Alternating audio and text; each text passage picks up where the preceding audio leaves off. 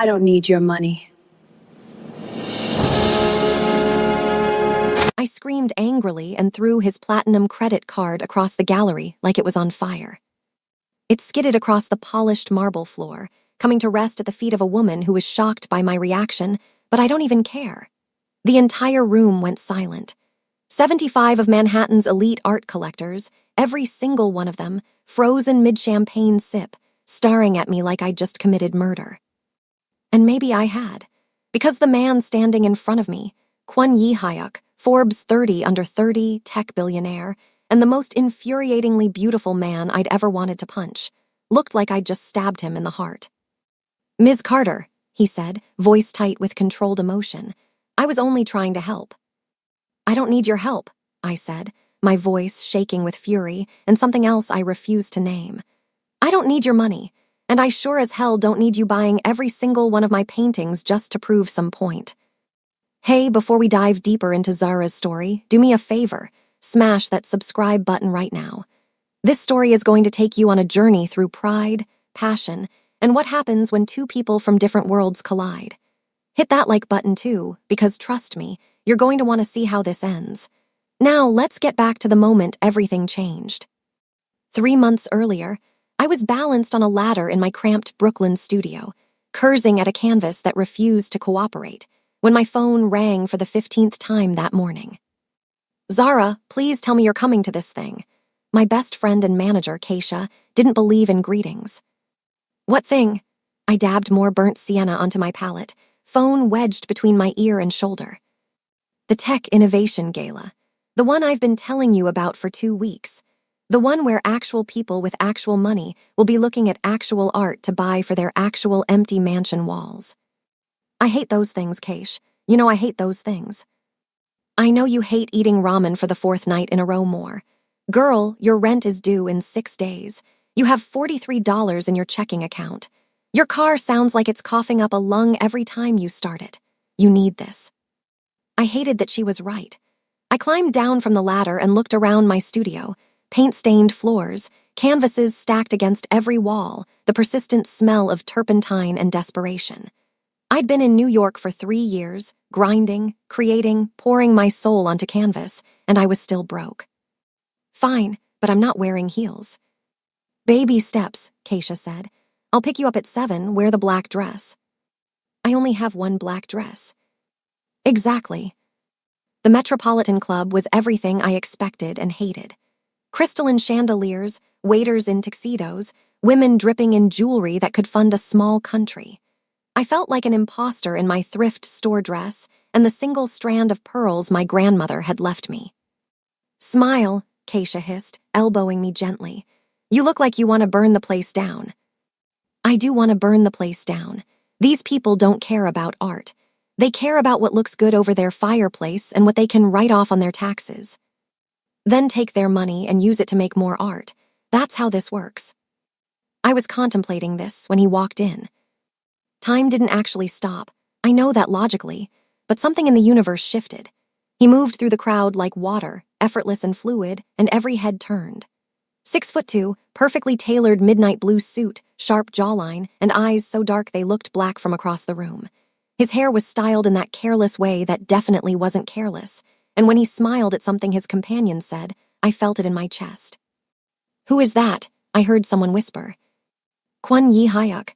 Made his first billion at 26 with that AI platform. He's here scoping out the art scene. I heard he just bought the penthouse at 432 Park. I heard he's single." Keisha followed my gaze and grinned. "Don't even think about it." "I'm not thinking about anything. You're thinking about how his bone structure could inspire a whole new series of paintings." She knew me too well. I forced myself to focus on the actual reason I was there, the art. My 3 pieces were displayed in the contemporary wing, and I made my way over to stand awkwardly beside them, waiting for someone, anyone, to show interest. An hour passed. People glanced, moved on. One woman stopped, tilted her head, said interesting in a tone that clearly meant awful, and left. I was seriously considering Keisha's suggestion to burn the place down when I heard a voice behind me. "These are remarkable." I turned. He was standing there, closer than I'd expected, studying my largest painting. An explosion of reds and golds and deep browns, my interpretation of the Great Migration, of my great-grandmother's journey from Georgia to Chicago, of movement and hope and loss all tangled together. "Thank you," I managed, trying to ignore the fact that his cologne smelled like cedar, and something expensive I couldn't identify. "The technique is unusual. You're layering acrylics with what, oil pastels?" I blinked. Most people at these events couldn't tell acrylic from oil if their life depended on it. And charcoal in some places, for texture. He leaned closer, careful not to touch the canvas, and I noticed his hands. Long fingers, no rings, a simple watch that probably cost more than my entire existence. "The movement," he said softly. "You can feel it, like the subjects are still traveling, still searching. He paused, searching for words. "It's like visual music." Something in my chest cracked open. That was exactly what I'd been trying to achieve. "Yi Hyuk," a woman in a red dress appeared, looping her arm through his. "There you are. The mayor wants to meet you." "One moment," he said, not taking his eyes off the painting. "How much?" The question snapped me back to reality. Right. This was a transaction. That's all it ever was. 15,000, I said, the price Keisha and I had agonized over. High enough to be taken seriously, low enough that someone might actually pay it. He didn't even flinch. "I'll take all three." My brain short-circuited. "I'm sorry, what?" "All three pieces. Do you have more?" Yes, I have more, but I'd like to see them. Tomorrow, if possible. My assistant will contact you." He produced a business card from seemingly nowhere and handed it to me. His fingers brushed mine and I felt it everywhere. Then he was gone, pulled away by the woman in red and a tide of people who all wanted a piece of his time. I stood there, holding his card, staring at the empty space where he'd been. Keisha appeared, grabbing my arm. "Did that just happen? Did Kwon Yi Hyuk just buy all your pieces?" "I think so." "Girl," she was practically vibrating. "Do you know what this means? Do you know who's going to want your work now? Everyone follows what he does. You're about to blow up." But I was still staring at the card. Simple, elegant, expensive paper. Kwon Yi Hyuk, CEO, Quantum Innovations, and a phone number. Something in my gut twisted. A warning, maybe, or a premonition. I should have listened. The next day, his assistant called at precisely 10 a.m. Cool, professional voice, scheduling a studio visit for 2 p.m. I spent 4 hours panic-cleaning my space, hiding the most desperate evidence of my poverty. The space heater I used because the building's heat was broken, the stack of past-due bills, the half-empty jar of peanut butter that had been both breakfast and dinner. He arrived exactly on time, but alone. No assistant, no entourage, just him in dark jeans and a simple black sweater that probably cost more than my monthly rent. "Ms. Carter," he said, extending his hand. "Zara, please. Ms. Carter makes me feel like I'm in trouble." His smile was quick, genuine. "Zara, then, and I'm Yi Hyuk. Despite what the business card says, I promise I'm house-trained." I laughed, surprised, and let him in. He moved through my studio like he belonged there, stopping at each canvas, spending real time with each piece. Not the quick glance of someone checking off a social obligation, but genuine attention. He asked questions about technique, about inspiration, about the stories behind the images. "This one," he stopped at a painting I'd done during a particularly dark period, all blues and grays and violent purples. "This is pain." "Yeah," I said quietly. "That was a hard month." "What happened?" "Does it matter?" He turned to look at me. "It matters to me." And the terrifying thing was, I believed him. "My mom got sick," I heard myself say. "Cancer. I was trying to make art and work 3 jobs and help with her medical bills, and I was drowning. That painting is what drowning felt like." "Is she?"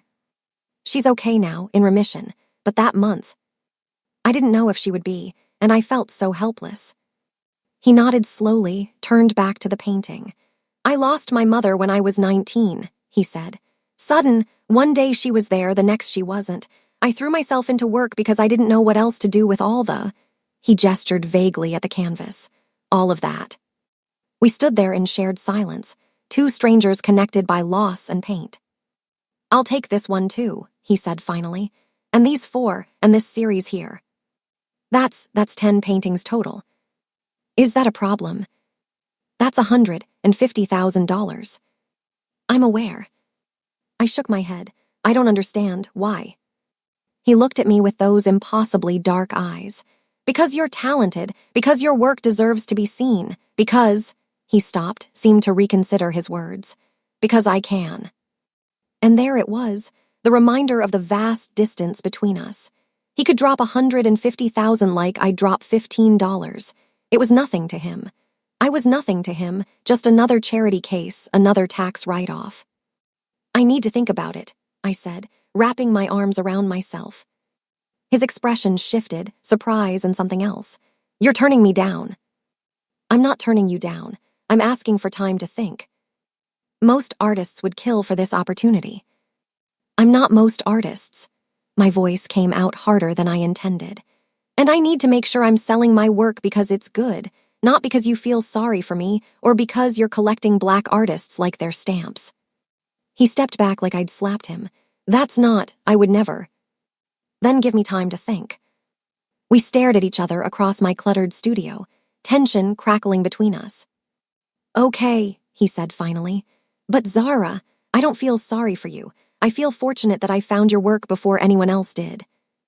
He left, and I spent the next hour packing, arguing with myself, calling Keisha who told me I was insane, calling my mom who told me to trust my gut, calling my gut which had no idea what the hell it wanted. In the end, I sold him 5 paintings. A compromise. Enough to pay my rent for 6 months, enough to buy art supplies that weren't from the clearance bin, not enough to feel like I'd sold my soul. I need you to pause for just a second and hit that like button if you're invested in Zara's story. Are you team, take the money, or team, protect your pride? Drop a comment and let me know because this is about to get so much more complicated. And if you haven't subscribed yet, what are you waiting for? This channel is all about stories that make you feel something real. Now, let's see what happens next. Over the next month, Yi Hyuk became a regular presence in my life in the most unexpected ways. He didn't show up at my studio again, respecting the boundary I'd set. Instead, he started appearing at the small gallery in Chelsea that had agreed to show my work. Just browsing, he'd say, just happened to be in the neighborhood. The neighborhood was 40 minutes from his office. You're a terrible liar, I told him the 3rd time it happened. I never claimed to be a good one, he said, that small smile playing at his lips. Have you eaten? It's 3 in the afternoon. That's not an answer. I hadn't eaten. I'd been painting since 5 a.m., lost in a new piece, fueled by coffee and stubbornness. He took me to a tiny Korean restaurant in Koreatown, the kind of place with plastic chairs and a menu entirely in Korean. Not the fancy fusion places in Manhattan, but the real deal. You don't have to impress me, I said as we sat down. Good, because I'm not trying to. I'm hungry and this is my favorite place in the city and I thought you might like it. The food was incredible. He ordered in rapid Korean, filling the table with more dishes than 2 people could possibly eat, teaching me the names of everything, laughing when I couldn't figure out how to properly wrap the Sam. Here, he reached across, his hands gentle as he showed me. Lettuce, rice, meat, sauce, then fold and, he demonstrated, then held it up to my mouth. I should have pulled back, should have maintained some kind of professional distance. Instead, I leaned forward and took the bite from his hands and watched something shift in his expression. Good, he asked, voice rougher than before. Really good, I managed. We stayed for 3 hours, talking about everything and nothing. He told me about growing up in Seoul, about the pressure to succeed, about his father's expectations and his mother's dreams. I told him about growing up in Atlanta, about being the first person in my family to go to college, about choosing art when everyone said I should choose something practical. Do you regret it, he asked, choosing the hard path? Every time I can't pay my bills, I said honestly. But never when I'm painting. When I'm creating, nothing else matters. It's the only time I feel like I'm exactly where I'm supposed to be. I envy that, he said quietly. I don't know if I've ever felt that way. Not even with your work. He shook his head. My work is, it's what I'm good at, it's what's expected. but passion, I'm not sure I've ever had that for anything. The words hung between us, heavy with meaning. Maybe you haven't found the right thing yet, I said. His eyes met mine. Maybe. After that, we fell into a routine. He'd text, always asking, never demanding. Coffee, lunch. There's an exhibit at the Guggenheim I thought you might like. I told myself it was networking, building connections. He was a wealthy collector, and I was an emerging artist, and this was just business. I was lying to myself, and everyone knew it. Keisha certainly did. Girl, when are you going to admit you're falling for him? I'm not falling for him. You bought a new outfit for your business coffee yesterday. You spent 2 hours on your hair. You've been smiling at your phone like a teenager. That doesn't mean. Zara, baby, it's okay to like him. It's not okay, I said, and the vehemence in my voice surprised both of us. You know what happens when girls like me fall for men like him. I've seen it. Hell, I've lived it. Keisha's face softened. This isn't Marcus. Marcus, my ex. The investment banker with the penthouse and the promises. The man who'd kept me hidden for 2 years, who'd canceled dates last minute, who'd never introduced me to his family or friends. The man whose engagement announcement I'd seen on Instagram, to a woman from his world, his race, his social class. The woman he'd been seeing the entire time he was with me. How do you know? I asked quietly. How do you know he's different? I don't, she admitted. But I know you're different. You're not the girl who let Marcus walk all over her. You're stronger now. And if Yi Hyuk turns out to be trash, you'll handle it. But what if he's not? What if he's real? What if he's real? The question haunted me as I got ready for the gallery opening, where my work would be displayed alongside established artists. It was the biggest night of my career so far, and I was terrified. I wore a dress I'd splurged on emerald green, fitting in all the right places, a celebration and a prayer all at once. Keisha had twisted my hair into an elegant updo, leaving a few curls free to frame my face. You look like art, she said when I was ready. I look like I'm trying too hard. You look like you're claiming your space. Now let's go before you talk yourself out of those heels. The gallery was packed. Critics, collectors, artists I'd admired from afar. My work hung on the walls, suddenly looking too raw, too personal, too much. And then I saw him. Yi Hyuk stood in front of my largest piece, a painting I called Invisible. It showed a black woman in a ballroom full of people, but she was painted in lighter strokes, almost translucent, while everyone around her was solid and real. It was about being unseen, about taking up space you weren't sure you were allowed to occupy. He stood there for a long time, hands in his pockets, head tilted, just looking. I found myself walking over before I'd decided to move. Hi, I said softly. He turned, and his expression when he saw me made my breath catch. Wonder. That was the only word for it. Zara, he said, you look. I know, I'm way overdressed. I was trying to. You look like you walked out of one of your paintings. You look stunning. Heat crept up my neck. You clean up pretty well yourself. He did. Charcoal suit, no tie, the top button of his shirt undone. Casual elegance that probably took his stylist hours to perfect. This piece, he gestured to the painting. Tell me about it. Do you really want to know, or are you just being polite? I really want to know. I always want to know with you. So I told him. About Marcus, about feeling invisible in spaces like this, about the exhaustion of always proving you belong. Of code switching and shrinking yourself, and still never being quite enough. I see you, he said when I finished. I want you to know that I see you. Yi Hyuk. Ms. Carter, a critic I recognized from Art Forum interrupted, pulling me into a conversation about technique and inspiration. When I looked back, Yi Hyuk had moved away, giving me space for my moment. The night blurred into a whirlwind. Red dots appeared next to my paintings, sold, sold, sold. Collectors exchanged business cards. Critics asked about future shows. It was everything I'd dreamed of. But I kept looking for him in the crowd. I found him as the evening was winding down, standing alone on the gallery's balcony, looking out at the city lights. You disappeared, I said, joining him. This is your night. I didn't want to distract from that. You're not a distraction. He turned to face me fully, and in the dim light, I could see something struggling in his expression. "Zara, I need to tell you something." My stomach dropped. Here it comes, the girlfriend, the wife, the truth that would shatter whatever this was. "Okay," I said, bracing myself. "I bought 7 of your paintings tonight." I blinked. "What?" "Not under my name, through proxies, because I knew you'd be upset if you knew, but I couldn't let anyone else have them." "Yi Hyuk, I know you're going to be angry. I know you value your independence and you don't want my money and you'll probably yell at me, but I had to. Your work deserves to be protected, preserved, valued. You spent," I did quick mental math, "you spent over $100,000 tonight." "Yes." "Because you think I can't succeed on my own." "No," he stepped closer. "Because I'm falling in love with you and I'm terrified." "Go," I said, even though everything in me wanted to hold on. "It's fine." "It's not fine. I'll call you later. We'll finish this conversation." But as he walked away, guided by Jaiwoo's imperious presence, I couldn't shake the feeling that we'd just been reminded of all the reasons this could never work. "Okay, I need to know, are you feeling this story? Because it's about to get messy, complicated, and so much more intense.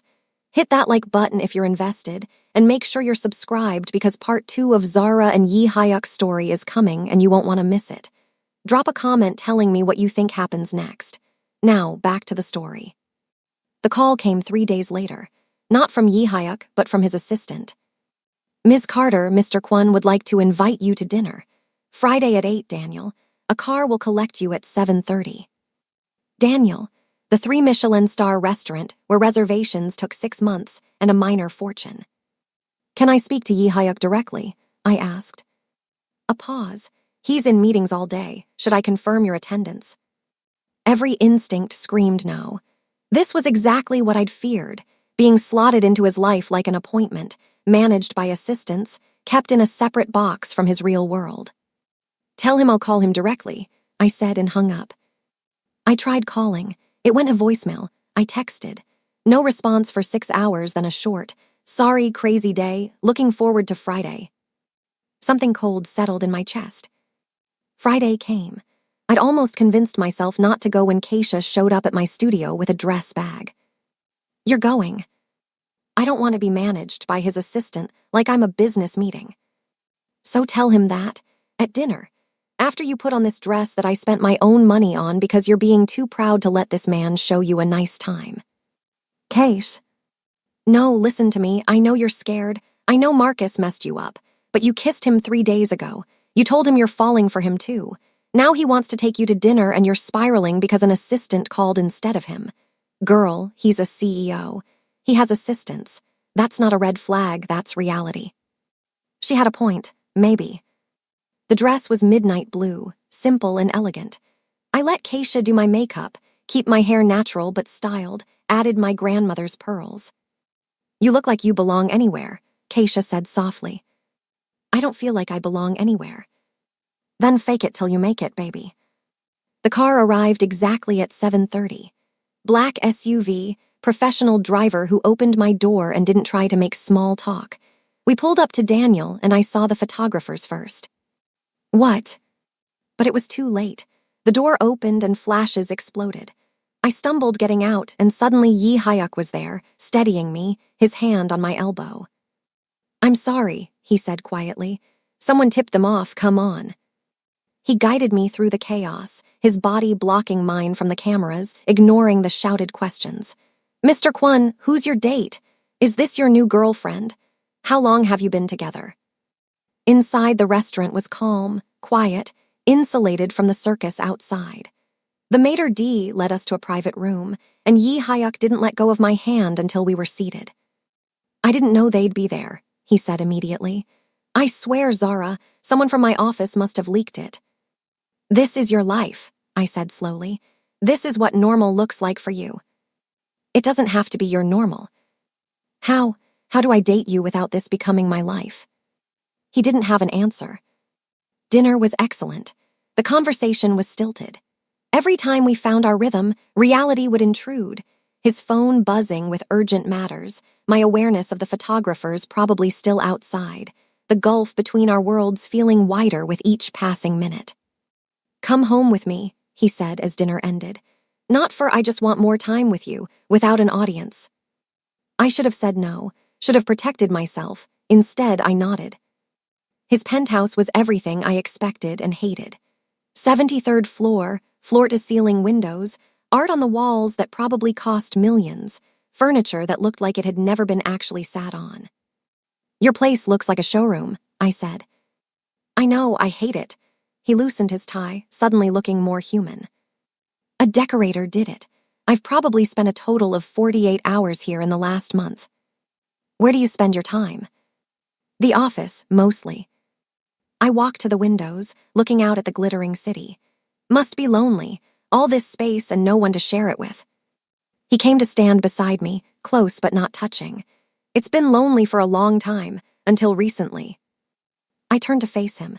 Yi Hyuk, I need you to be honest with me, really honest. Okay. What is this? What are we doing? I thought I was pretty clear the other night. I'm falling in love with you. But what does that mean in your world? Am I someone you see in private? Someone you take to restaurants through back entrances? Someone who gets managed by your assistant and slotted into your schedule? He flinched. Is that what you think? I don't know what to think. You disappear for 3 days. I get called by your assistant instead of hearing from you. We're ambushed by photographers. I was in Seoul, he interrupted. Emergency meeting with my father about the Lee Industries merger.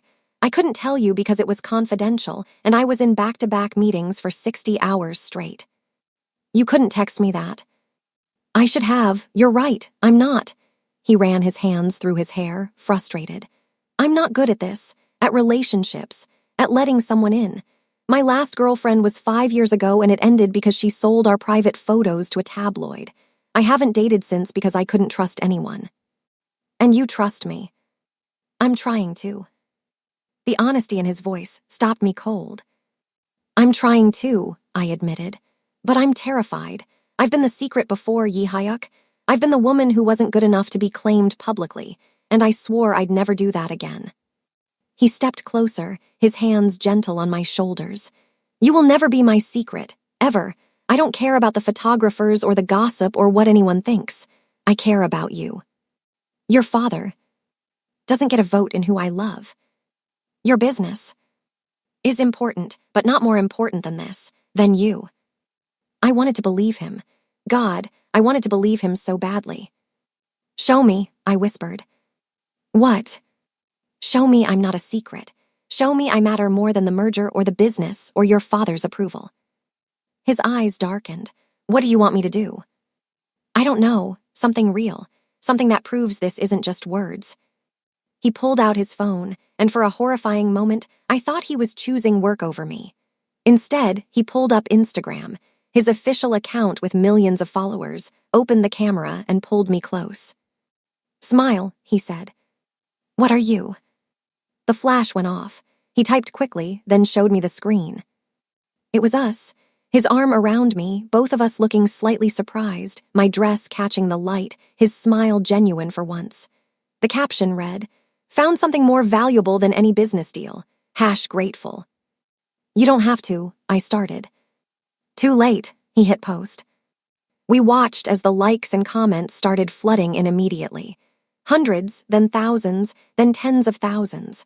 Questions, speculation, some supportive comments, some definitely not. His phone started ringing. He silenced it.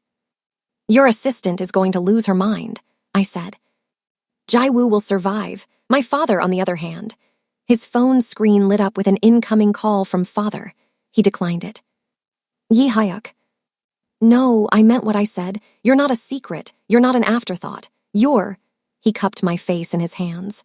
You're the first real thing I've had in years, and I'm not hiding that. I kissed him then, properly this time. No audience, no interruptions, just us. He tasted like wine and risk and everything I'd been afraid to want. We ended up on his pristine couch, my dress riding up, his jacket discarded, kissing like teenagers until we were both breathless. Stay, he murmured against my lips. Stay tonight. Yi Hyuk. Just to sleep. I don't want this night to end. I stayed. We talked until 3 in the morning, lying in his enormous bed, my head on his chest, his fingers tracing lazy patterns on my arm. He told me about the pressure from his father, about expectations that felt like weights, about building a company that meant something instead of just making money.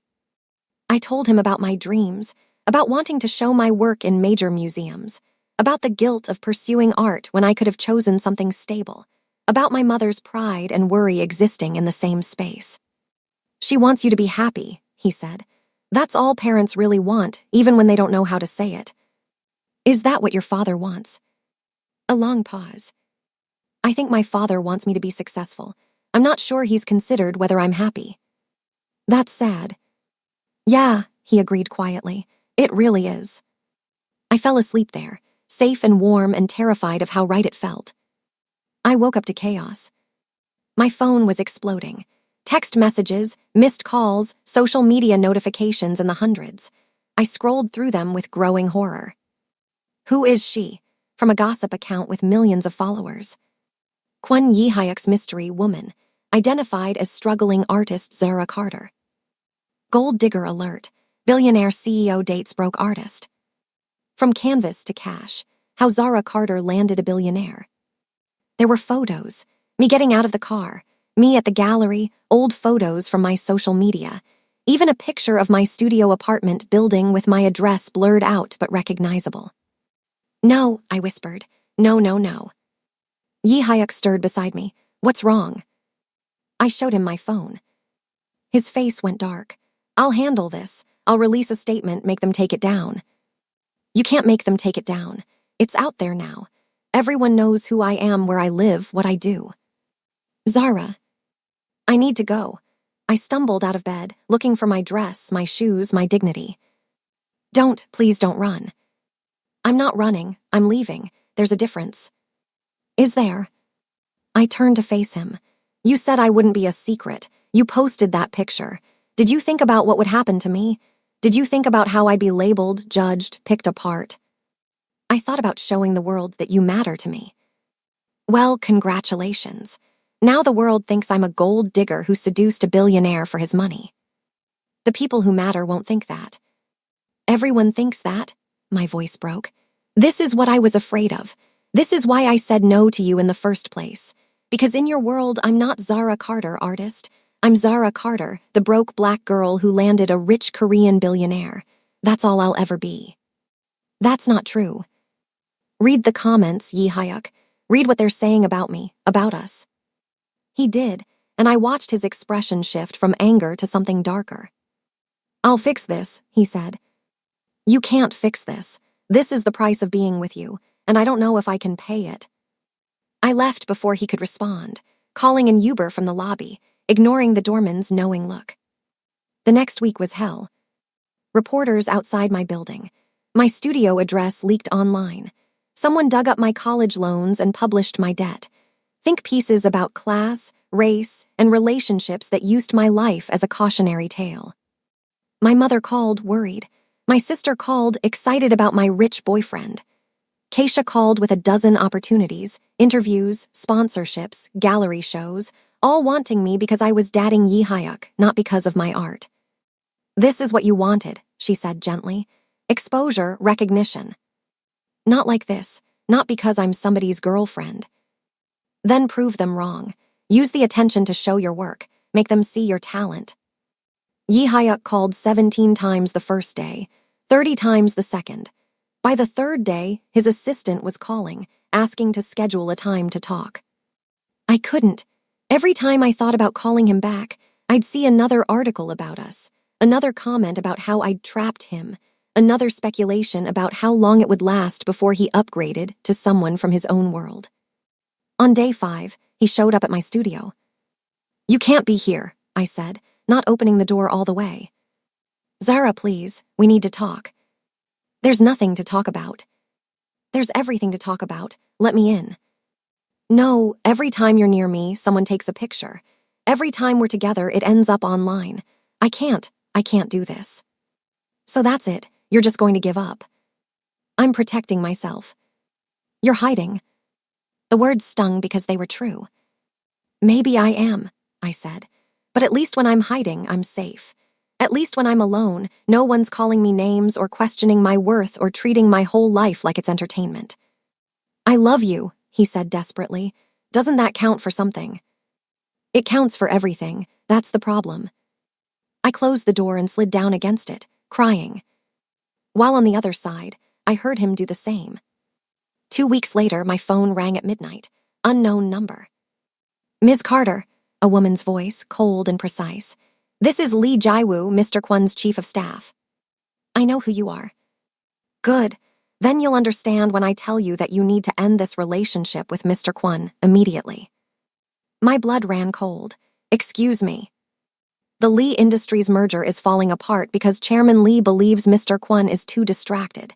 His father is threatening to force him out as CEO. His behavior has been erratic, he's missing meetings, his focus is compromised. All because of you. That's not my fault. Isn't it? You came into his life, disrupted everything, and now refuse to even speak to him. He's miserable, Ms. Carter. He's destroying everything he's built because he thinks he loves you. He does love me.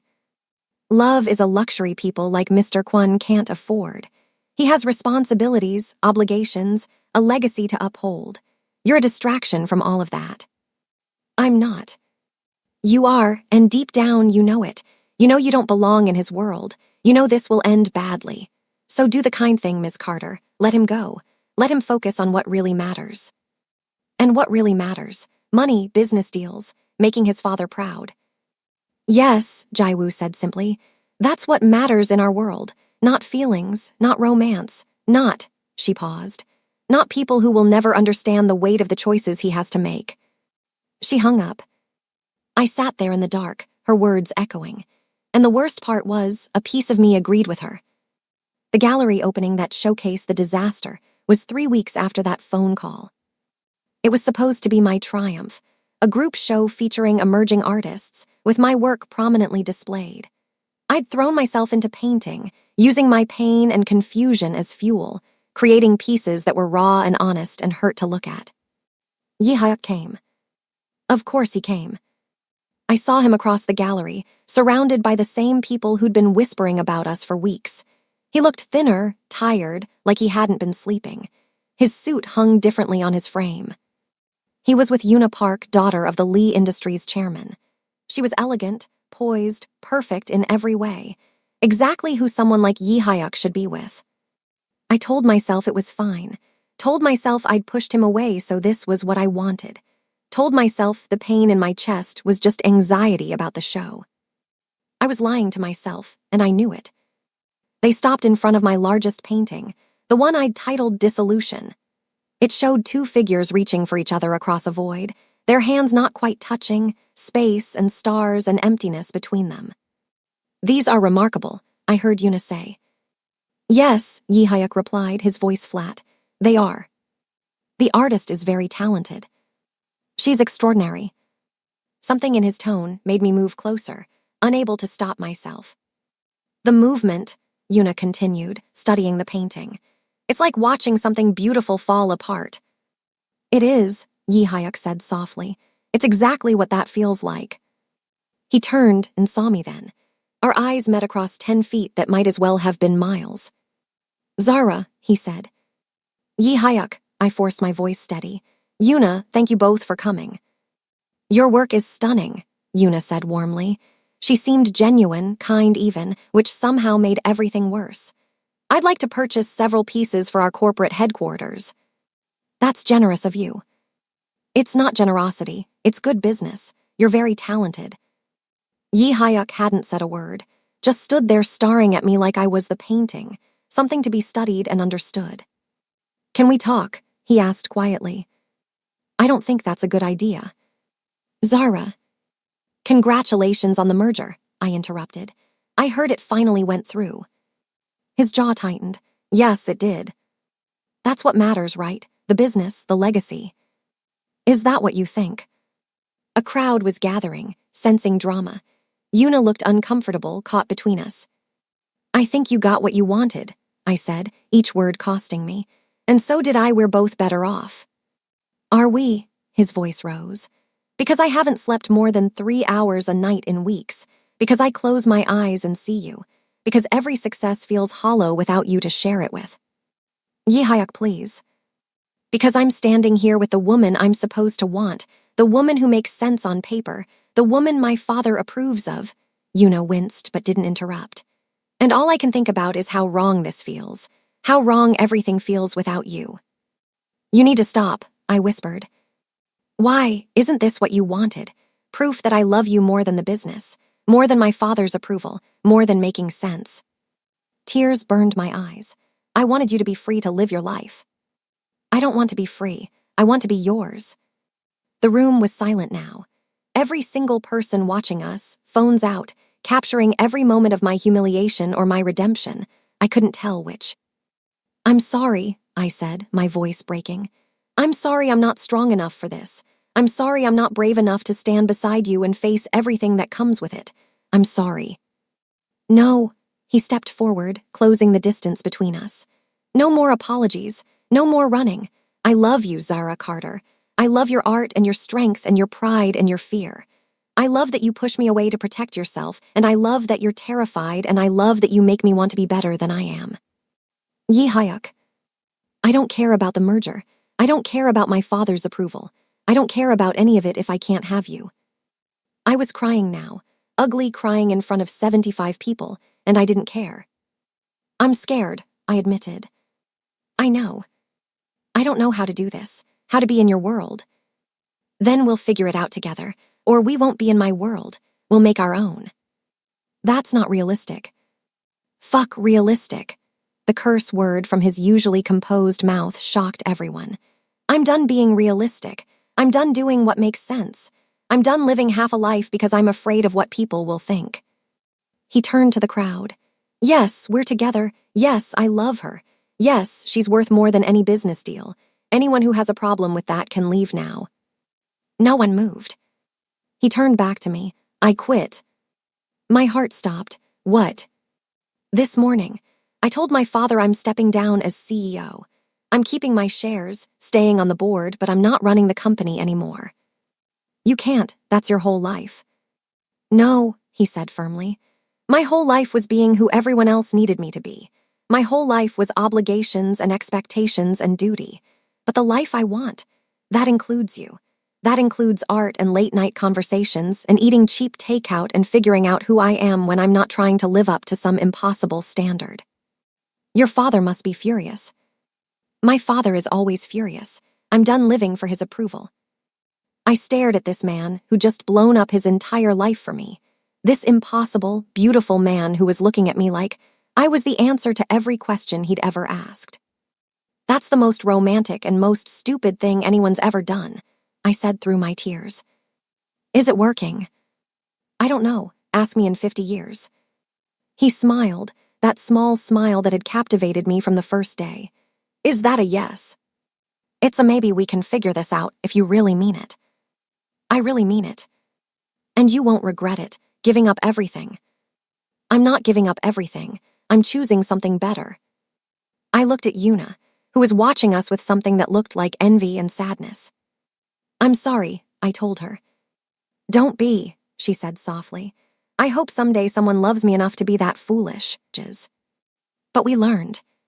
He learned to let me be independent, to support without smothering. I learned to let him help sometimes, to accept that partnership means accepting support. We both learned that love isn't about fitting into each other's worlds. It's about building a new world together.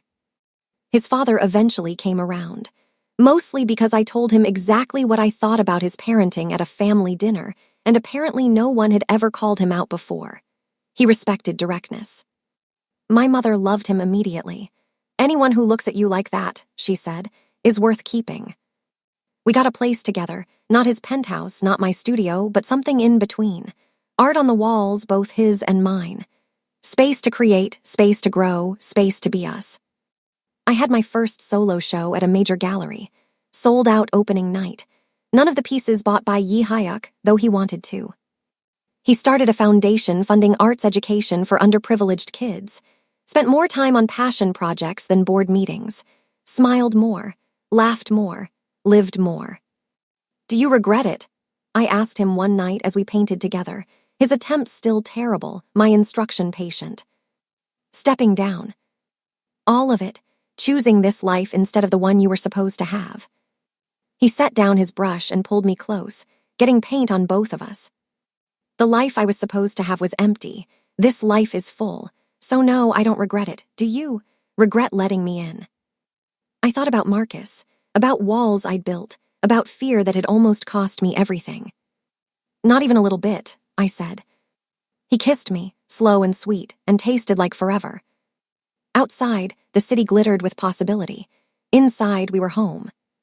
And that was worth more than any business deal, any merger, any amount of money could ever be.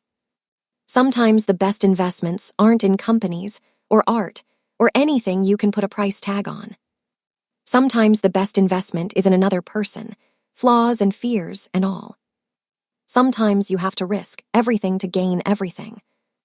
And sometimes, when you're brave enough to choose love over logic, you get both. Did you enjoy the story? I'd love to hear where you are watching from. Drop your thoughts in the comments below and let me know what story you want to see next. Thanks for watching.